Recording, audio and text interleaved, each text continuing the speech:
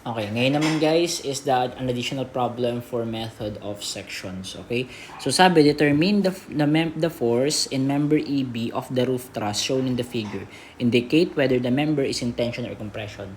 Useful guys yung method of sections if there are only specific members na pinapahanap sa atin. Kasi yung method of section is intended to cut the member of consideration or member of concern natin.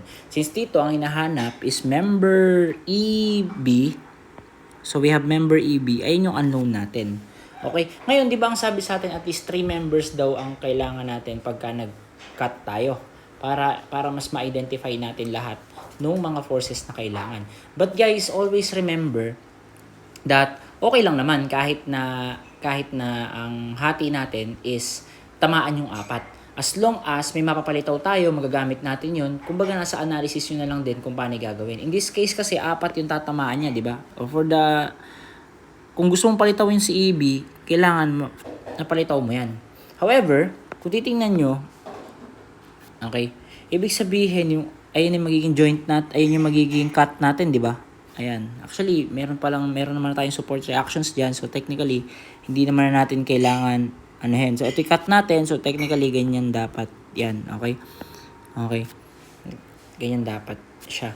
Ngayon, kung titingnan nyo naman kasi at this point, kahit na at this joint, diyan naman nag-pass through. 'Di ba sabi natin kailangan nating i-navigate. 'Di ba sabi natin kailangan nating i-navigate.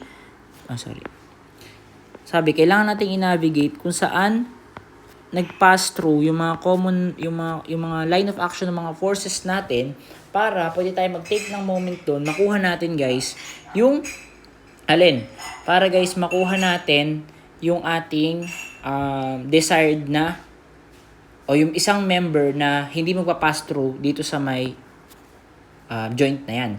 So ngayon, ito yung force ED na to.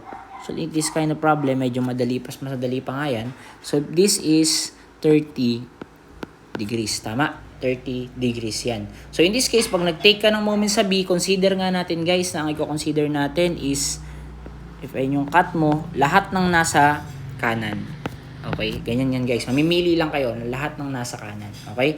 So, now, taking the moment at B, at doon magka-pass through, taking the moment at B is equal to 0, considering counterclockwise positive. Okay, 'di ba nga sa joint sa sa force na yan, may sisingaw diyan na papuntang kaliwa tapos papuntang kanan. Tama? And then ang natin dito is the perpendicular distance. Ngayon, paano natin kukunin 'yon? Okay? Iko-consider natin guys yung triangle. Okay, so ibig sabihin, consider natin yung triangle na to. Okay, if this is 2 meters, this is 2 meters, and we have 30 degrees. Okay, kung kukunin natin tong buo na to, kunin natin tong pinaka-height na to ng taas, kailangan ba natin yan? Actually, hindi naman na. Ang kailangan natin is eto, di ba?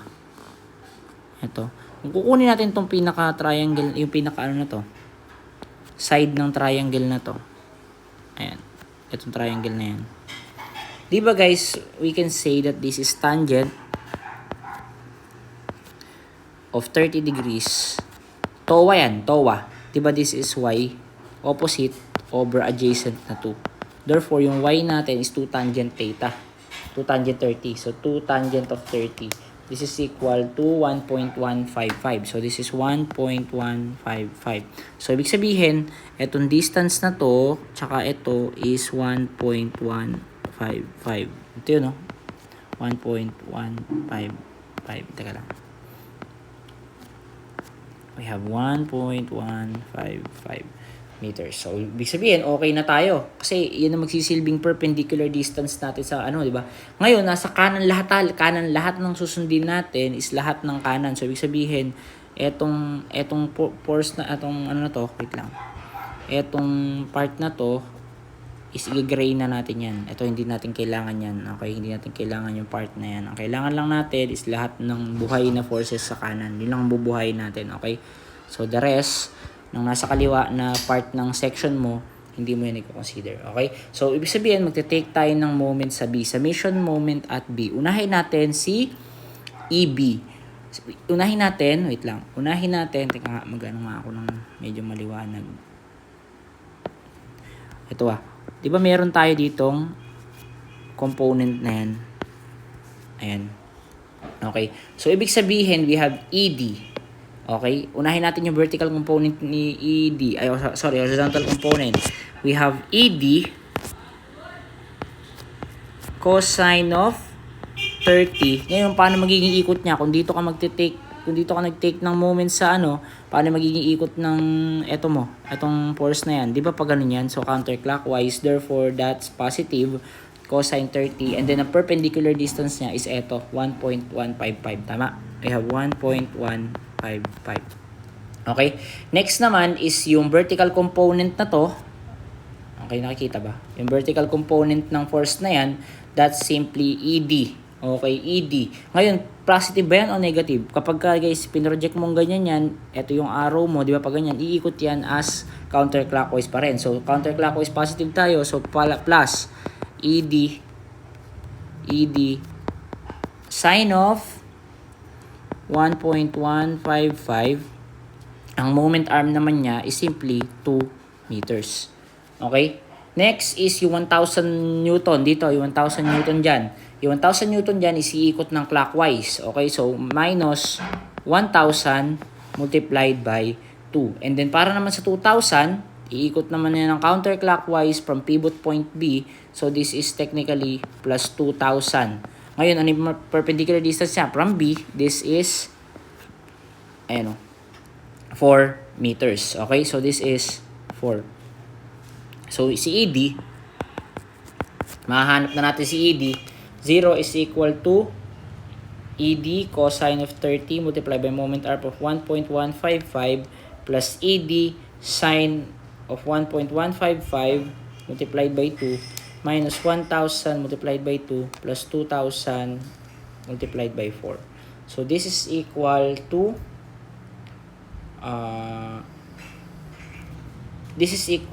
wait lang, meron tayo na mali. So, we have ED cosine of 30 multiplied by 1.155 plus ED sine of,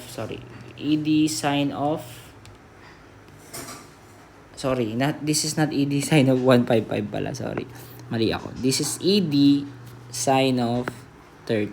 So, sine of 30 multiplied by 2 minus 1,000 multiplied by 2 plus 2,000 multiplied by 4. Ito, I think tama na to. So, ang lilitaw dito is, I believe this is negative 2,999 or sabihin natin negative 3,000 Newton. So, yung ED natin is equal to 3,000 Newton. By the way guys, ang assumption natin lagi is tension. So, ibig sabihin, nag-negative yan, this is compression. Okay? So, that's for ED natin. Pero hindi naman kasi yan yung hinahanap. Huwag kong baksan pala. Okay, hindi pala yung hinahanap. Ayan yung ED natin. Ngayon, okay na yung ED mo. Ang target natin is EB. Ngayon, kung titingnan mo,